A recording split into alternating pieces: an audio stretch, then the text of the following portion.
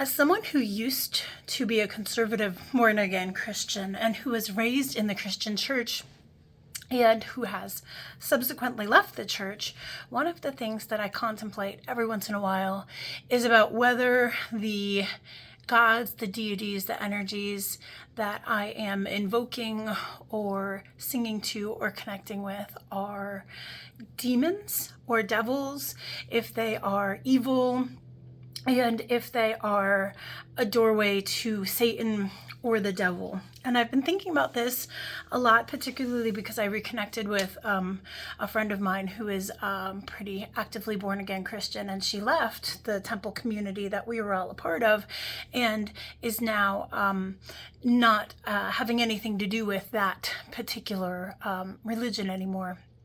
And I've gone through a lot of phases with my spiritual journey, but no matter what the phase has been in my spiritual journey, the one thing that has remained constant is that my spiritual experience is very important to me.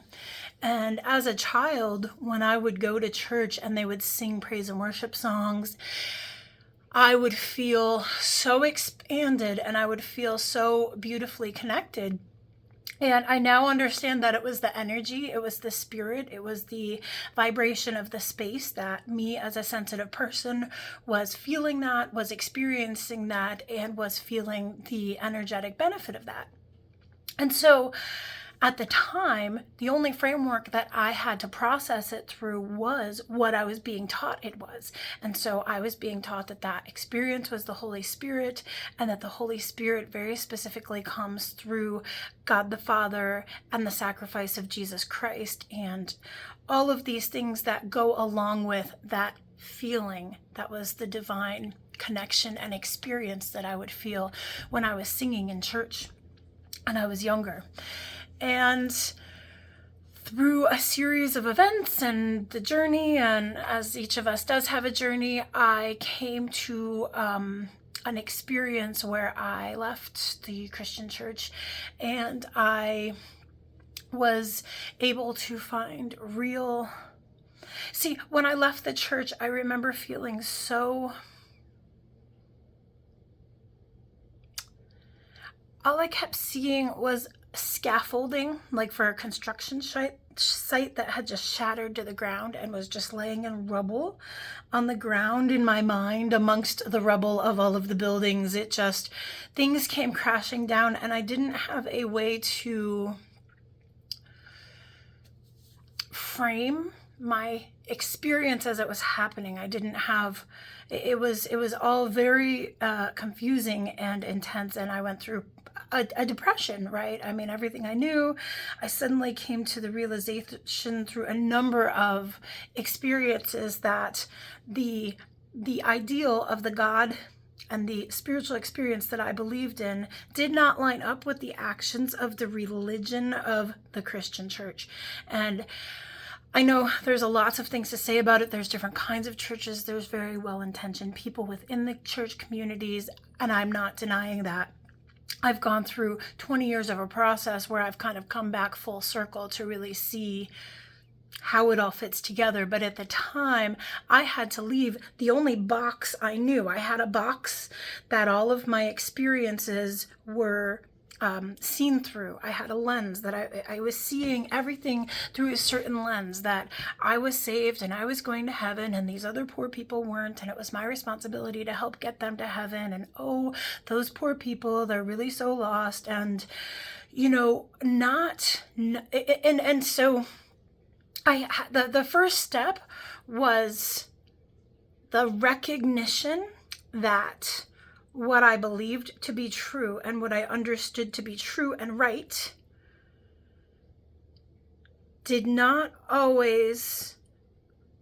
was not always reflected by the actions of the church. That I had to see that the church did things that I realized were immoral, against my morality. And what that means is that later, I came to understand that I needed to learn my values. And as I learned my values, as I really sat and I built a strong mental practice through people like Stefan Molyneux, philosophers who teach logic.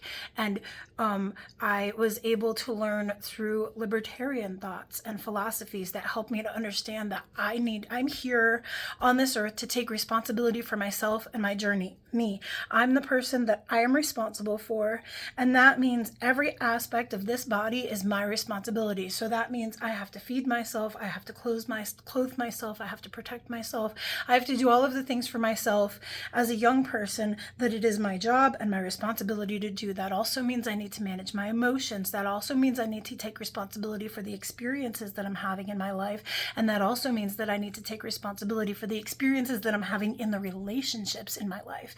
And so all of that, when I was so caught up in this religion that I was so on fire for Jesus, everything in my life was about Jesus and the church and serving God, and all I want to do is serve you, all I want to be is a woman of God, all I want is to help people.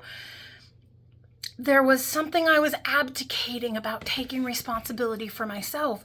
And so for me, everybody's journey is going to be different. I'm not saying people need to leave the church in order to come to this conclusion. But for me, at that time, with the resources and the journey that I was on and the resources I had, it was my path to leave and to get so far outside of it that my world was just shattered open. And I came to realize that there are many different ways of looking at things, many different ways of experiencing the world, and that there's many very, very good people out there beautiful people who serve and give and love and are examples of what I would call hands of Christ without knowing the name of Christ and without and it also doesn't matter, because when you close your eyes and you feel the divinity of what you're experiencing with other people, it's pure light, it's love, it's the purest form of highest vibrational energy that is higher than any description, higher than any belief, higher than any, it just is. And it's abundant and it's beautiful and it's divine, and there is no way that my being can accept that that is of Satan. And so when I get carried away in my head and I overthink things and I think about, could these be demons or this or that? What is evil? Is there evil? Do people embody evil? It just so happens that as I'm sort of having these conversations in my mind, we decided to introduce my 10-year-old daughter to the entire Star Wars saga. And so we've been watching from beginning all the way through. We just finished the very last movie last night. And it's been fascinating because I've never watched all the movies back to back within a couple week time frame, because I grew up watching these movies, right? I grew up on the original Star Wars movies, and then I was a teenager and the remakes came out and there was a lot of controversy because oh my God. And then, as an adult, these later Star Wars ones came out carrying on the storyline. But if I set sort of my nerdy creative criticisms aside and experienced the movies through the eyes of my 10-year-old and the storyline that takes place, it is an incredible storyline of generational patterns that repeat themselves through Anakin Skywalker, who, is so in love with Padme and so wants to preserve the love that they have, and he just wants to cling to it because he lost his mother. And then he's so afraid that his fear then creates this tragic circumstance in which Padme dies and the twins are separated and Anakin becomes Darth Vader, and he thinks that his children he doesn't even know there's two. He thinks everything that he loves is gone and dead, and he gives himself over to the darkness within him. And then the next generation comes and there's Luke, and he says, oh my gosh, this is my father. He feels this connection. He can feel that there is still good inside of him. And this is the theme that carries on through the movies, where when Luke is just awakening in his abilities, and he says to Yoda, how will I know? How will I know what's good and what's evil? And Yoda, in the incredible way that he says things, he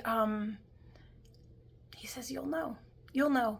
And if my husband were here, he would repeat the line for you exactly in the nerdy Yoda voice. Sorry.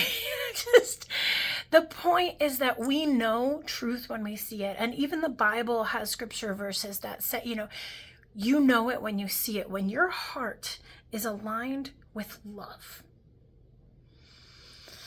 that love permeates your energetic body, and it's a kind of shield. And that love, is this scripture, it says love is stronger than fear.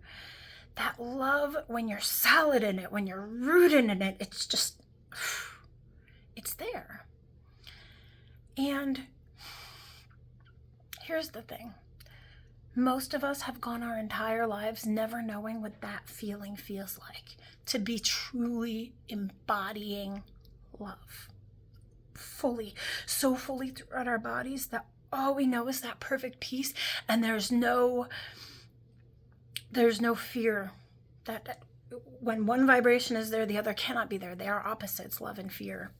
And so that's what, for me, going to church was. There was love. I was marinating. I was saturating in the love, in the divine that has called me and led me on this journey through all of these different points and steps, and coming to Taos, New Mexico, living and staying at the Neem Karoli Baba Ashram and the Hanuman Temple, and integrating into the Taos community, and learning all of these different ways of looking at things, and really having time to process all of the things that I had been taught throughout my life, because part of the journey of awakening means that I came to a realization that I had been programmed.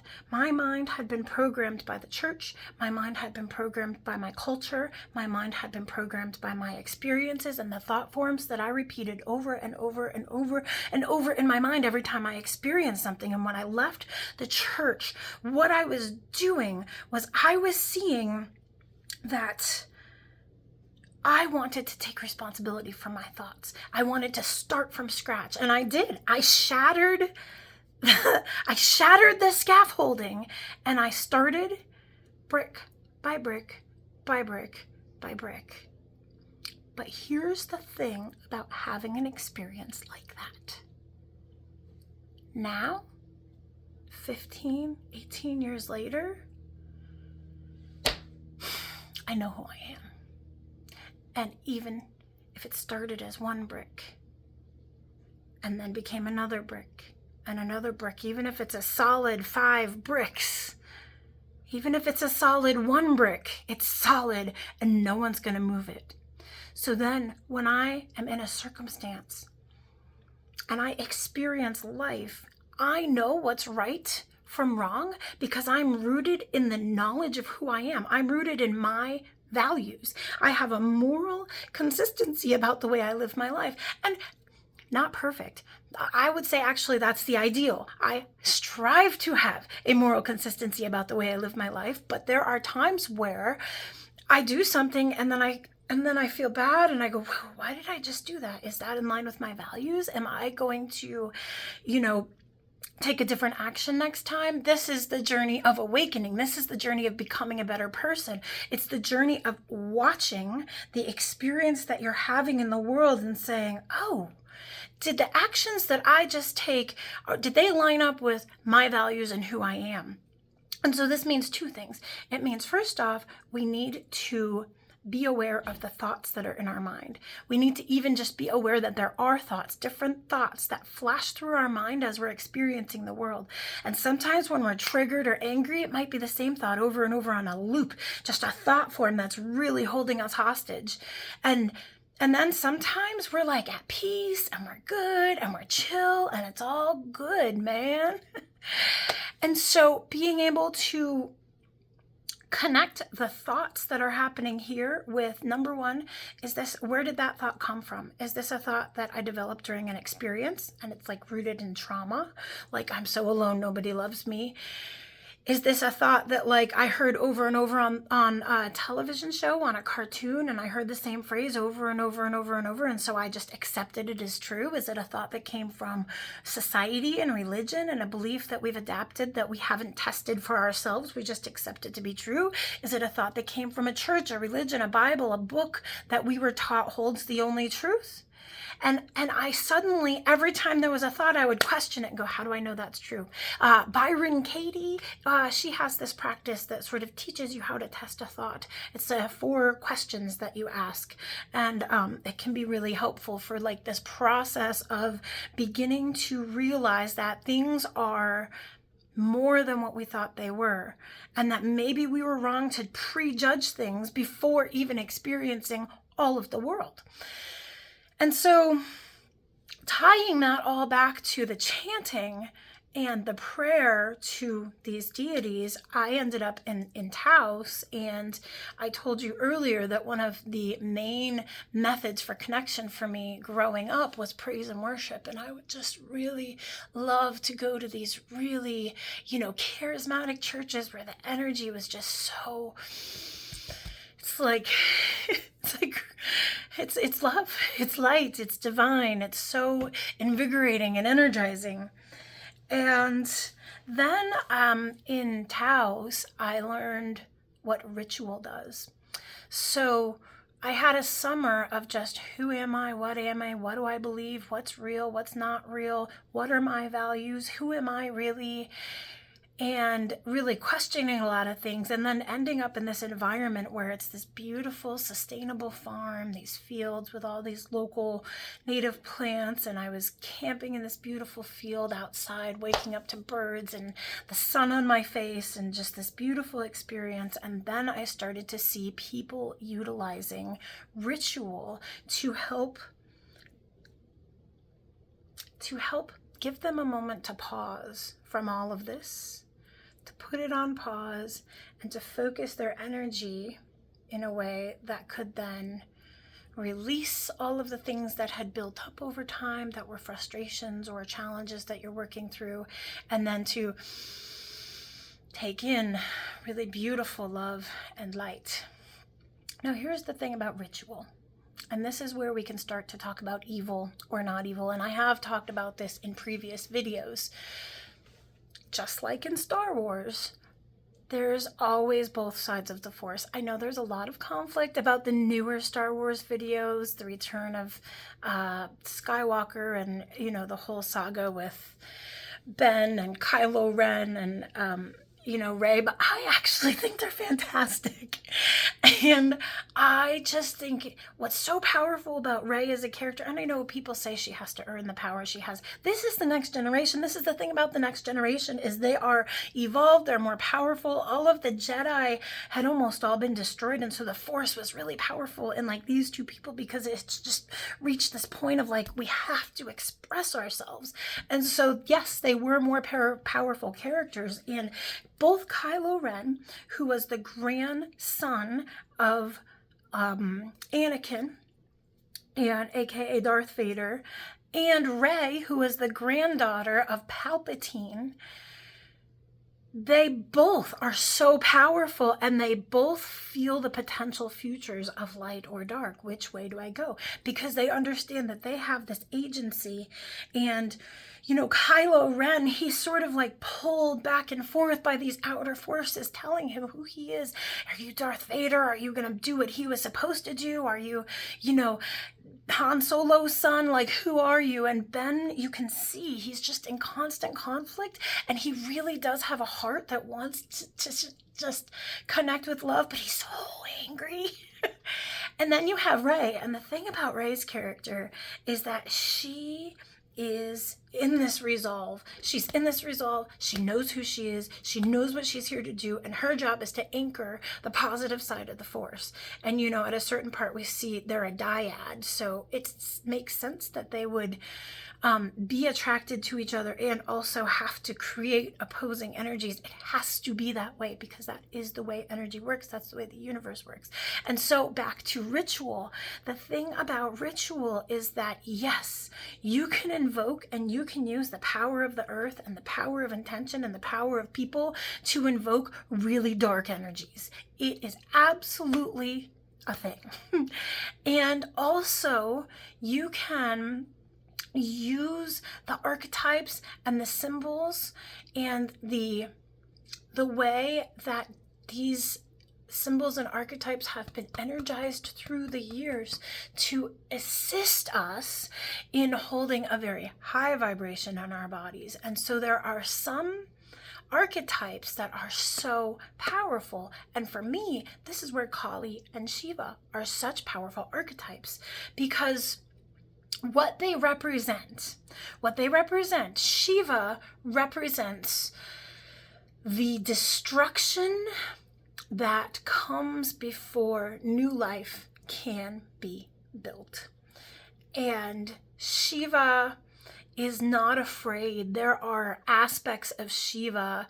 One is he takes the form of a dog that wanders the battlegrounds after all of the soldiers are dead and they're walking through the bodies, and he walks through the ash, where after the bodies have been burned, and it's the ashes and the funeral pyres. And these are aspects of the divine. These archetypes are so raw and powerful. There is nothing that they cannot handle.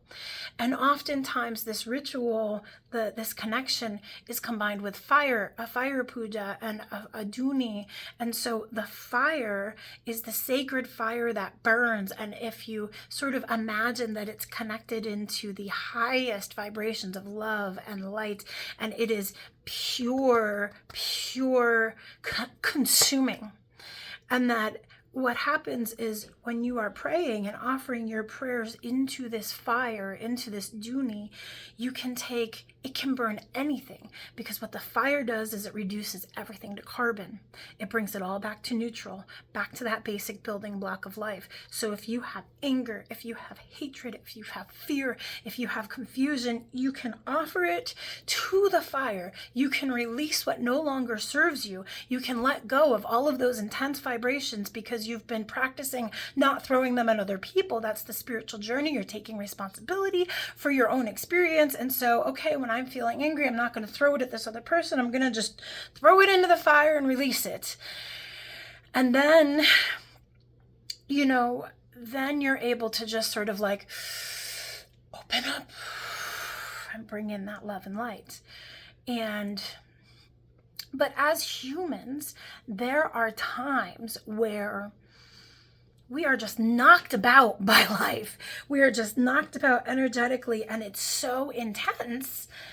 And you just feel battered, beat up. I mean, I've had experiences, maybe even you start to feel sick, tired, achy. And I'm realizing as a sensitive person, it's like, oh, that's the energy, that's the experience, I need to get back into, a higher vibration. And sometimes I can't do that for myself.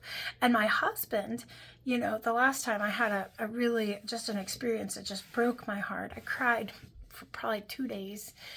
And it was Sunday morning, time to go sing with our group on Sunday mornings that sings. And I was like, I don't want to go. I just want to lay in bed. I'm just going to stay home and lay in bed. I'm not going. And he is like, you'll feel better if you go.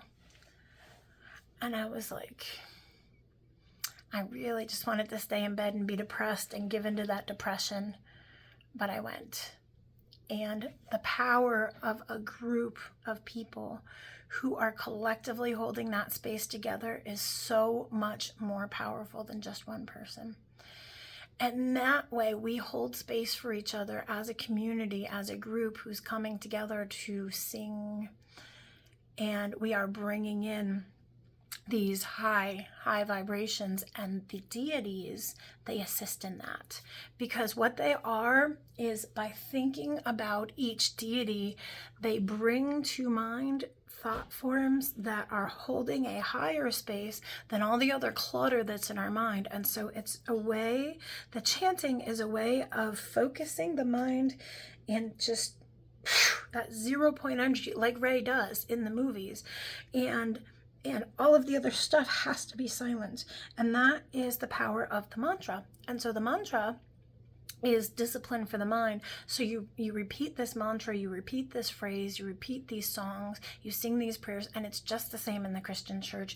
There are hymns and beautiful songs and prayers in any religion we have, that the meditation of these beautiful things helps to elevate the mind, the thoughts, and all of that. And it's to be guarded. But we have a real world, and there's news, and there's social media, and there's society, and there's the experiences that we have of interacting with people in the world, and lots of things kind of shake us about and bring us down. And so that's where having that opportunity to connect with other souls is so powerful, and the practice. So what I want to do is explain, and for those of you that have made it this far, cool.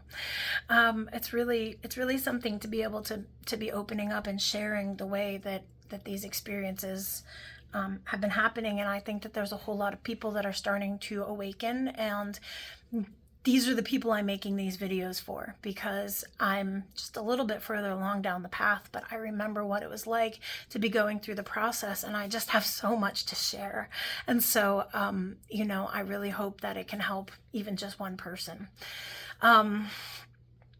So the thing about singing, it's the same thing that it was when I was in the church.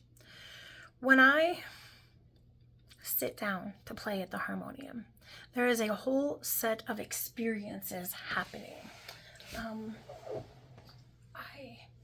I had a cup of tea, but I guess I didn't bring it down with me. So I'm gonna look for that tea, because I think we're in for a little story. So when I sit down to play the harmonium, the practice of playing the harmonium itself is an actual spiritual practice, because there is a whole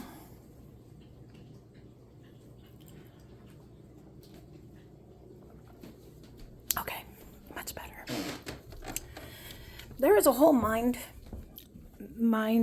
trip that happens when you're learning to play or chant in the temple. At least there was for me, and I can only assume it's something similar for other people. But in the beginning, when you're learning the songs and learning the chants and learning how to play, there was for me constantly this voice every time I would play telling me I'm not doing it good enough, I'm not articulating properly, it's not the right pronunciation, I'm not singing it right, everybody knows I'm an imposter, everybody knows I'm not. And then being able to push all of those thoughts aside and just sort of get into the meditation and the prayer of what's happening, and to get lost in the song. So then what happens is then you start to get lost in the song, and then your fingers stop playing properly because you're floating here in this ethereal, beautiful love soup. And then I have to open my eyes and bring myself back to the moment. And so there's this very interesting, as the leader, as the person leading the song, this very interesting practice of having to be able to connect in enough to hold space for the room, and also to not get messed up, because my physical body also is here doing a thing, and I have to maintain this awareness of my physical body and this beautiful spiritual energetic thing that's happening at the same time. And so what happens is then I close my eyes. And so when I really start to get into it, when I'm really tuning in, what happens is I close my eyes, and there's this light right here. That's where I focus. So there's kind of all of the static that happens when you close your eyes, but then there's if I look, there is a light, and I can just zoom in on that. And so for the first many years, that's all I was doing, was practicing zooming in on that light right there, and just being able to maintain my focus of the song and my fingers and the chanting of it, because all of that is a lot. And what's happening is then there's the thoughts in my head of, well, what if this is like an alien and I'm like summoning an alien spaceship with blue skin? Or what if this is a cult? Or what if these are demons? What if I'm invoking demons? Why am I singing these words that I don't know what they are? And see, the thing is, all of those sounds, all of the sounds in the chant are vibrations. And if you looked at it on like one of those sand plates that shows you the vibrations of different tones and sounds and notes, you are and also there's experiments that really show that vibrations, that things affect water, and our body is a huge percentage water, like 70 something percent water. So it makes sense that these things could help our bodies. And so the singing of the sounds, the mouth and the physical body making the sound of the chant becomes actual medicine for the body. And so what's happening when I'm singing is that I'm not connecting with Shiva out there. I'm not connecting with some external entity. I'm connecting in. I'm getting aligned. It's like I'm getting remagnetized and my body is realigning. And so once I'm able to connect in here, what happens is then I feel this, and it took me years. I probably spent 5 or 10 years just practicing feeling what it was like to feel the divine, like the core of divine energy coming in and grounding me like a rod all the way through my body, through my back, and all the way down through my core, down into the earth, and feeling like that. Oh, there's a plant up here. Just feeling that pillar of light, just anchoring my body in this time and in this place. And this spirit is connected to this body. And so just practicing, what does it feel like to be grounded? What does it feel like to feel warm light coming in through my body? Have I ever felt that before? What does that feel like? And when I was chanting, that's what I was doing, was practicing feeling and sensing. Now my daughter, she is the next generation and she's more advanced. It's not going to take her 5 years. It's not going to take you 5 years. You're already awakening. You're already probably starting to feel that. And it's just a matter of what to do with that, right? So I had a fantastic person in my life, and he was doing massage one day, and he was sensitive to energy, and he would play. He was very playful, had a very playful spirit. His name was John Bhavan.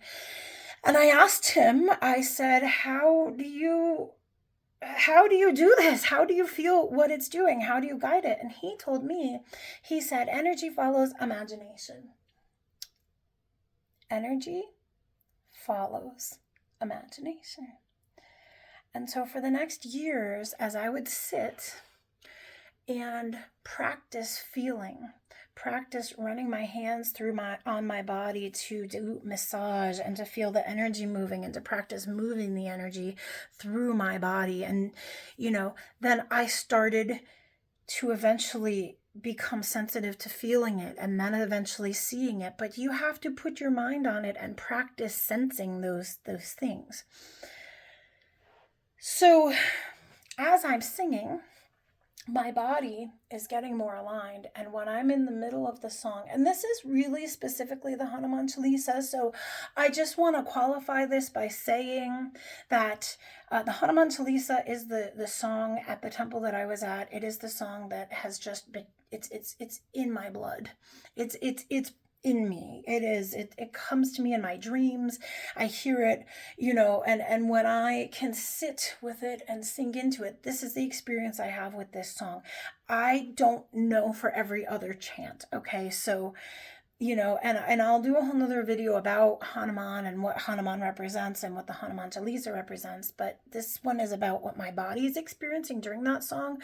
But I do want to specify because I don't know about all the other ones. I've sang many chants. I mean, it could put, okay.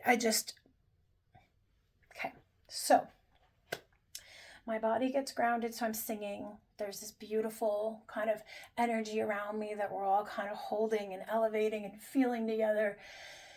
And then it kind of feels warm.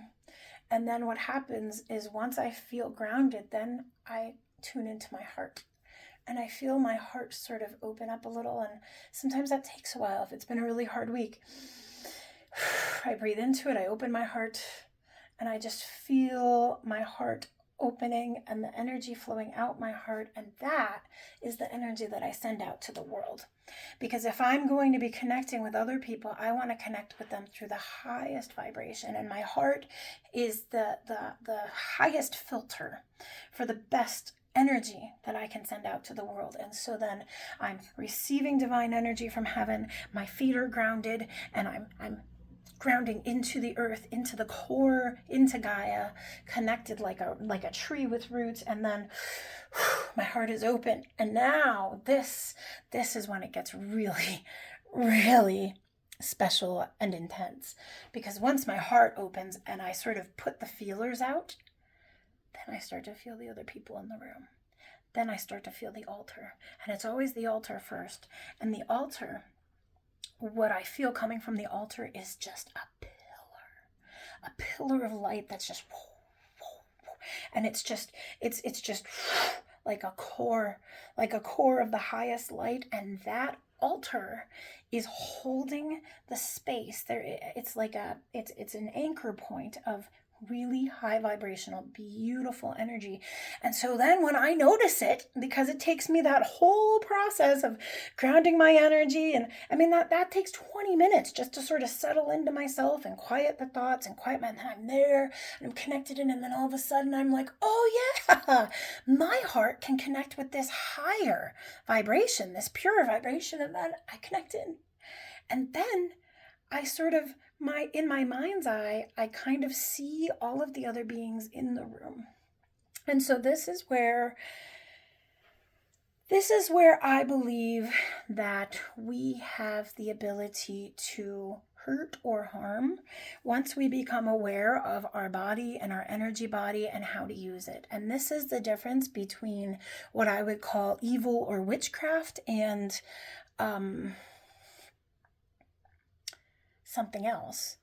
Because witchcraft, remember, witchcraft or evil, it violates the principle of sovereignty. And so oftentimes it's stealing from another person, like violating the universal principle of, like, I'm not saying all witchcraft. There are lots of people that practice what they call witchcraft that is not that. So I want to be clear, but like if we're talking about like demons or evil, right, it's hard for me to articulate because I just see energy. I see the shades of gray and the spectrum of like the brightest light, and then there's the spectrum, and then there's the swirling, and then you have like over here is the darkest. And they're not good or bad, they are just polarities that are swirling and moving and dancing and experiencing and kind of flowing in and out of each other. But there are certainly people on each side really holding the polarities as well. So okay, so this is where it gets interesting. So I'm connected in. My heart connects in with the altar. I become aware of all the other people. And then I imagine, what would it look like if every one of their hearts were connected into the altar? And so then I can start to see every one of, it's like a maypole, and we've all just got this connection. And then what starts to happen is that the room starts to spin in my mind, and we are just all one and connected in with that pillar. And so then usually what's happening outside of me while this is happening inside of me is that the song is getting stronger, we're getting faster, it's more intense, it's very, very powerful. But I've never articulated what's happening in my mind and in my energy body while it's happening. So as it happens, we all feel it, even if we don't, everybody experiences it differently. This is just the way I experience it, and so then it becomes very difficult for me I have to like bring myself back. I have to like, if I'm leading the song, I have to open my eyes. I have to look at my fingers. Oftentimes my fingers are shaking because the energy is so intense, and I have to bring my focus and my thoughts back to the chant and the song so that I can properly hold space for what's happening in the room. But what is so powerful about this sort of chanting is that we are all in it together. together. And so once it's like really cohesive and the chant is really going, if I stop singing for a minute, everybody else is singing and we're all carrying it together, and that's the other thing that I was saying, that the leading of the chanting is like a spiritual practice. Well, this is why, because it's the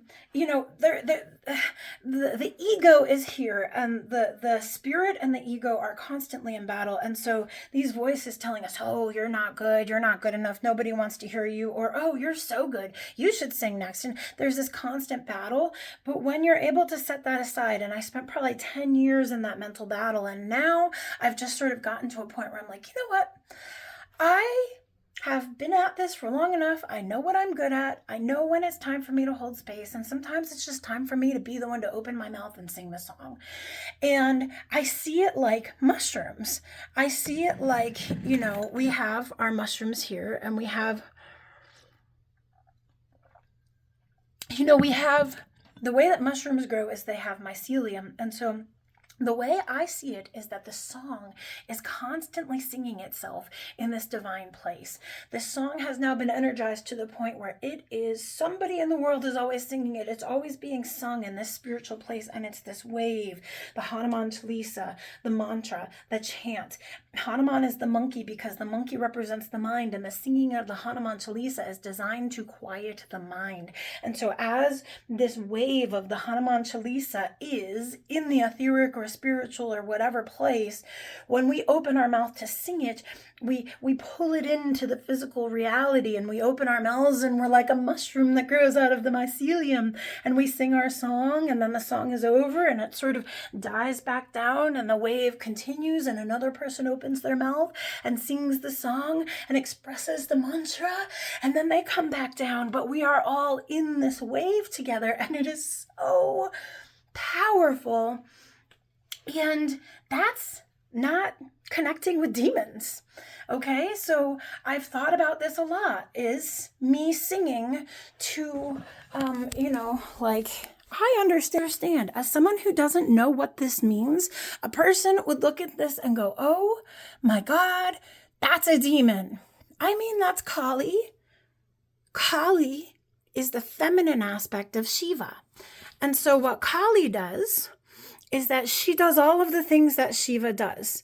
Okay, Kali also represents the destruction that must come before. But Kali, what she does, what these are right here, is these are the heads of the egos. She just chops the heads off the egos. Kali she has the powerful fierceness of the mother. She is in mother in full, and so there's this chant of burn it all away, Kali, burn it all away. If it doesn't serve me, then just cut it, slice through it. Just separate me from anything that is keeping me between me and my soul's highest purpose, because I don't want to be in my ego. And I do not see the difference between that and saying to Jesus, I offer my life to you as a sacrifice to serve other people. And, I love this image of Christ, and it took me a long time to be able to have Jesus on my altar. But I now understand, first off, that it's very, very likely that Jesus actually studied in India during his lost years. And so he has a perspective on all of this that many people don't have. Guadalupe, the Aztec virgin, she appeared, and her appearance and the building of a shrine to her stopped one of the bloodiest wars in history between the Spanish and the Aztecs. And Guadalupe is an Aztec image and has Aztec symbolism. And so the Aztecs went into the Catholic shrine to worship her, and it ended the war because they were refusing to convert to Catholicism. But when the Catholics built a shrine to her, then the Aztecs were able to compromise, and the Catholics were able to compromise and say they're worshiping at a shrine. We accept that as a conversion. It ended the war. She represents peace and wisdom. I mean, here we have Gaia, pregnant Gaia. I had an image of her that I was looking at when I was giving birth. She's covered in these incredible symbols. This is an incredible, incredible work of art. We have Shirdi Sai Baba represents, he was Muslim and went into an Indian place and was recognized as an Indian saint who was also Muslim. And so, I see these symbols as, okay, and then Hanuman, this is Hanuman. You also have another picture of Hanuman here. There's also a picture of Christ with the bleeding heart of Christ. This is Hanuman with Sita and Ram in his heart. And so Hanuman is an aspect of Shiva. This is Shiva here. Hanuman is an aspect of Shiva that took the form of a servant to serve the highest vibrations of love. And so Ram is the highest vibration of love. This is Ram. This is what Neem Karoli Baba, he said, this should be your mantra. Ram, Ram, Ram. Ram is the highest vibrations of love and light. It is the ultimate love.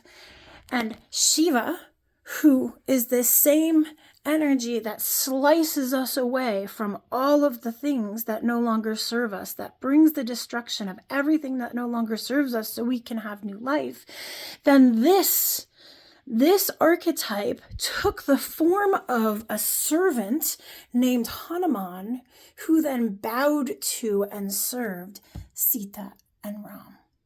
And Ram is the ultimate love. And so you can see that these stories weave together in ways that bring us. Lakshmi is the goddess of wealth. Lakshmi brings us into awareness of the wealth that we possess, brings us into awareness of gratitude, because gratitude does bring abundance. And so then when we are grateful and we realize how much wonderful, even for the little things, what happens is it opens the way for more to come in. So it's not, you pray to Lakshmi for a new car. It's like you pray to Lakshmi so that you can be thankful for the life that you have, so that you can then have a channel and a pathway for more to come. So do I believe that I am invoking demons when I sing and chant to these deities? I do not. Are sometimes things that happen, the saints are a bit of a different matter, because these saints all are people that lived and have their own stories. And, I can't speak for all of their lives. I don't know. I can speak for my own and what it means to me.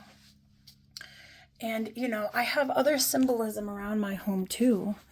Remind me, here's Green Man, here's the whimsy, the playfulness of, the fairies and the magical creatures. And, these all have very, very intense meanings for me. And so it's a way of using archetypes and images and thought forms to help kind of elevate and keep me in a certain place. And the practice of the singing is also medicine for my energetic body. And it's also like medicine with the people that I share it with. And so with that being said, I'm going to sit and upload a couple songs, separately from this, but when I am singing, that is the intention for me, is that I'm anchoring love in a way, and wanting to connect and share that with other people, because it's one thing for me to do it alone in a room and to connect in, but when we all start to connect in with each other, it can be extremely powerful. And so I'd like to get to a point where we have the ability to connect digitally through live videos that are event only, not we're connecting in real time. And then, within 24 hours, videos won't stay up, because the point is that we're sort of like holding energy in time and space. But then also I'll have other songs, that recorded videos that I will post, but live events eventually, I think I'd love to really share online with people. So that was a lot. I just talked for 49 minutes. I am really interested in your answers, your replies, your thoughts, your ideas. your spiritual journeys. If any of you wants to come on and do an interview, or, I'm really interested in bringing people on. So much love, many blessings. If you have a story to share, if you have a process of your spiritual journey, any of that, let's hear it. Thanks.